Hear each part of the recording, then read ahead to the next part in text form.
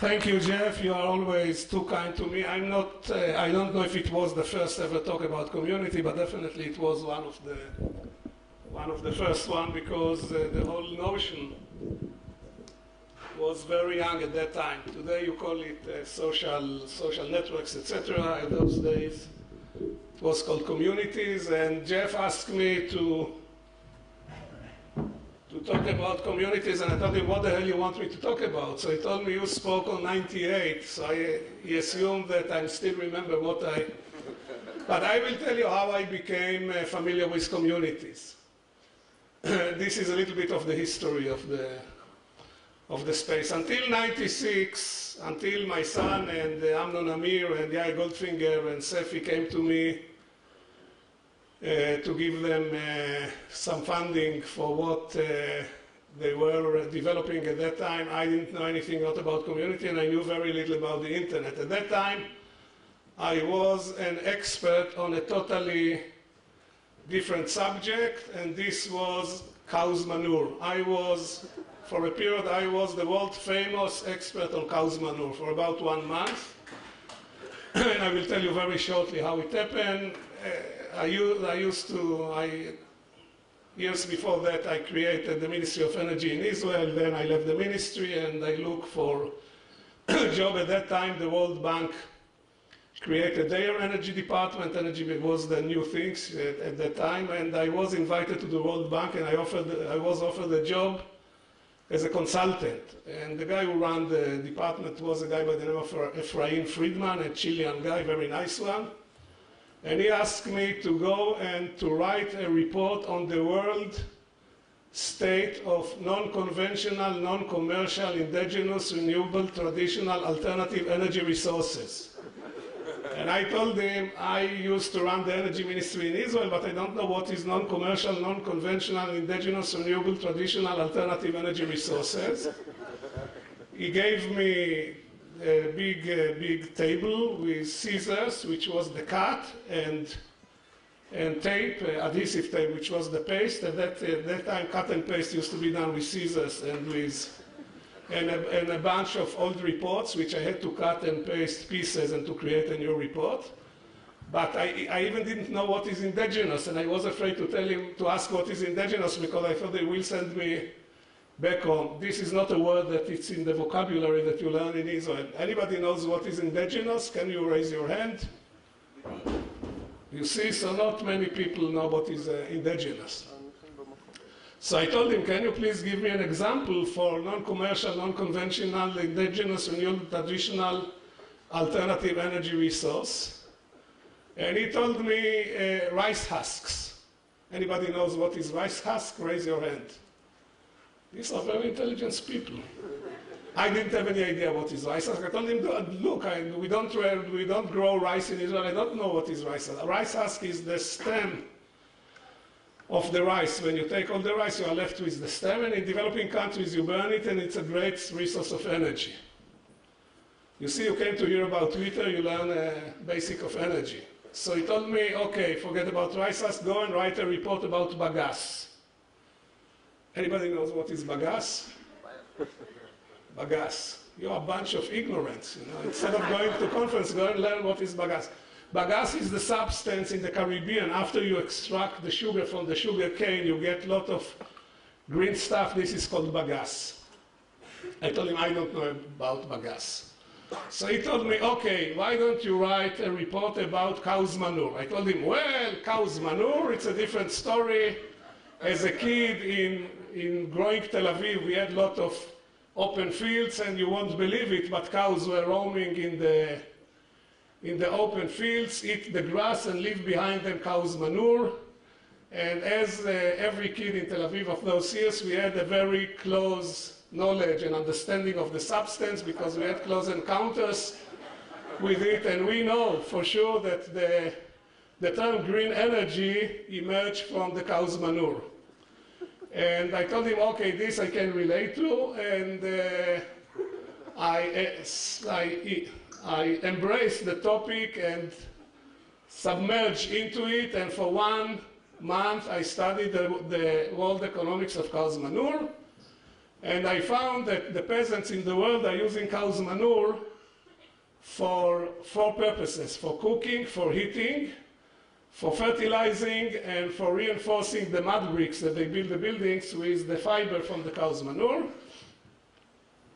As a graduate of the Technion, I immediately realized that this is a classical problem of linear programming, and the only problem, and we can optimize the usage of this resource, the only problem how you avail all the peasants in the world access to linear programming, which was not trivial. There were no personal computers, but there were satellite dishes already. So I suggested that the World Bank will create a huge mainframe in the basement of the World Bank in H Street in Washington, and will provide every peasant with a scale and a satellite dish, and he will report to the World Bank every evening how much cow's manure he collected. They will run linear programming in the evening, and in the morning we will tell him how to apportionate his yield of cow's manure. And I wrote a very nice document with margins and cut and paste. And I was very proud of my vision. Well, they read the topic. They didn't get into the depth of the offering, and Efraim called me and told me, Vardi, you write another report like this, we send you home. And since I made my living from this consulting fee, this was a real threat. So I backed out of the cow's manure business. And by the way, do you know what is the difference between bullshit and cow's manure? Cow's manure doesn't have the human touch that bullshit has. So I left the topic, and then my kids, my son and the 3 partners came to me and wanted me to invest in ICQ. I asked them what they are doing. They told me this is too secretive, we cannot share it with you. We show you the level of trust I enjoy from my own family members. And then we began to look for investors. And I approached a guy, which I will not say his name. At that time he was in the ATT. He's now a member of one of the most respected VCs companies in New York. And we scheduled a meeting, and he told me, if you want to meet me, you come. And now we are talking March 97. We launched the product in November 96, March 97. He told me, you come to PC Forum, which was the forum that Esther Dyson created, and everybody who counted was there. And I came, from like a country boy who had deep understanding of cow's manure, but not much about internet, to this meeting in March 97. I made like 100 copies of ICQ on a 5 1/4 diskette, and I put it here in my pocket, and I was walking in the corridors with a sign which says Yossi Vardi, ICQ. The first meeting I went to meet this guy, and he said, yeah, you came, we wanted to consider to invest in you. I forgot to tell you that we invested a week ago in a company called PeopleLink. So I'm going all the way to Arizona, and then he told me no meeting because, so I was a little bit depressed. Luckily for me, a lady is looking at my badge, and she told me, you are ICQ? I said, yes. She told me, I am Linda Stone from Microsoft. I am in charge of community development in Microsoft, and we are working on something which is called VChat. Anybody ever heard about VChat? Really? Amit, betach. Amit was used to run ICQ. So, Amit, how many times you heard this story? So I was saying you are like my wife. I told my wife that I appreciate that every time she hears me telling the same story again, she makes face like she never heard it. She said, no, it's always nice to see how you improve and how the facts are becoming more. So, Amit, thank you very much. So she told me I am developing VChat and Comic Chat in the development shop of Microsoft, and I want you to know that 80% of the people which are using WeChat are also using ICQ, and I always wondered why it happened. And I asked her, how many users you have? She told me, we have 200 users. At that time, ICQ had already 350,000 users after 4 months. Wow. So we became very good friends, and she told everybody how great ICQ it is, and she said that I'm the investor in ICQ, and everybody wanted a copy. And I was told, this was before I met Mark Skapinker, who is also here, who told me that I have to give the program freely, but this is a different story. No, actually, he told it to me in December. No, but at that time I was not convinced, so I demanded 25 cents for each copy, because I said if I give it free of charge, people will not appreciate it. So I said, you want the program, you give me 25 cents. Usually they took $1 note. And since I was a smart guy already then, I didn't believe in the dollar, I told him, no, you give me a coin. I don't take American paper.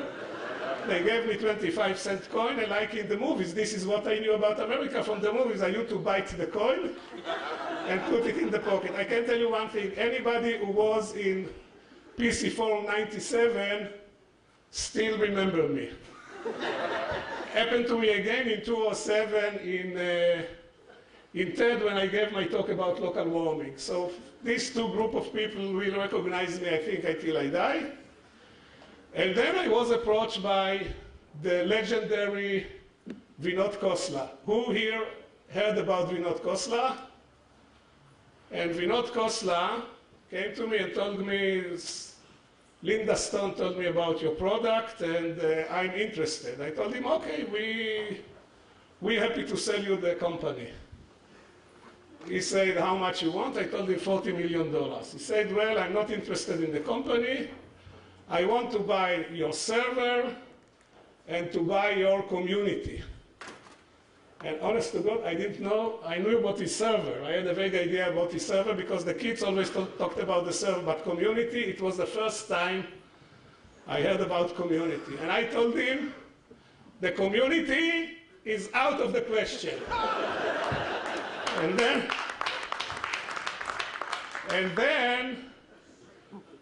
I began to look in the pockets to see what do I have, what for heaven's sake I have that Vinod Khosla appreciate and I don't know about, and this was the community. And since my time is running, I will not go to 98, but I will just tell you three things that Vinod Khosla told me about the community. He was my teacher about the community. Ort Finkelstein, who was at Vocaltech at that time, told me about the importance of propagation. He told me in the internet, because Vocaltech was involved in this space a year before us, and he told me in the internet, first of all, you stick the flag and announce victory, and then you begin to protect the turf, and then you take the money and run away. This was the business strategy which I learned from Ort Finkelstein. And my third teacher, you see, for one topic you get already 3 insights, was Mark Skapinker. Mark Skapinker is a VC. He's the guy who developed with 2 of his friends one of probably the first viral product ever in the world, which was before the internet, and this is WinFax Delarina. Anybody heard about WinFax? Yeah, I know, Amit, you can raise it. Anybody heard about WinFax Delarina? Who didn't hear WinFax Delarina? Okay, so most of the people are young. WinFax Delarina was a fax program for the PC which conquered the world, hundreds of millions of units. It was done by 3 Jewish kids from South Africa. They sold it to Symantec, not to Claris, to Symantec, for $400 million. And Mark Skapinker came to Israel to look for product. He came to my basement in December 96. He told me I went around the country. I didn't see anything interesting, only ICQ. And I told him, ICQ, it's terrific, it's wonderful. When he came to see us, we had 10,000 users already. And I told him, we have one problem. We don't have any idea how to make money. So he told me, you gave the program free of charge to the consumer, they will bring it to the enterprise, and then the enterprise will want it, and you will charge the enterprise. Today they call this strategy freemium.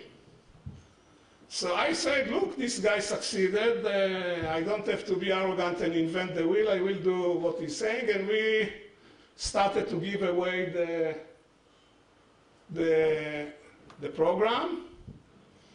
One problem, nobody wanted to buy the server. Nobody wanted to buy the server. ATT wanted to buy the server, and we wanted to give it free of charge, and they said, no, they cannot take it free of charge. They have to pay, because if they don't pay, they don't set a limit, a value for insurance. Then they can be sued if something happened.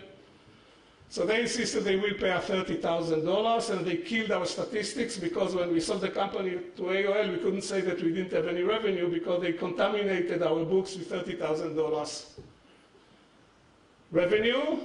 So this was Max Kapinker. From him I learned about freeze, and these were the 3 great lessons I learned in '96 when we started ICQ. Thank you very much.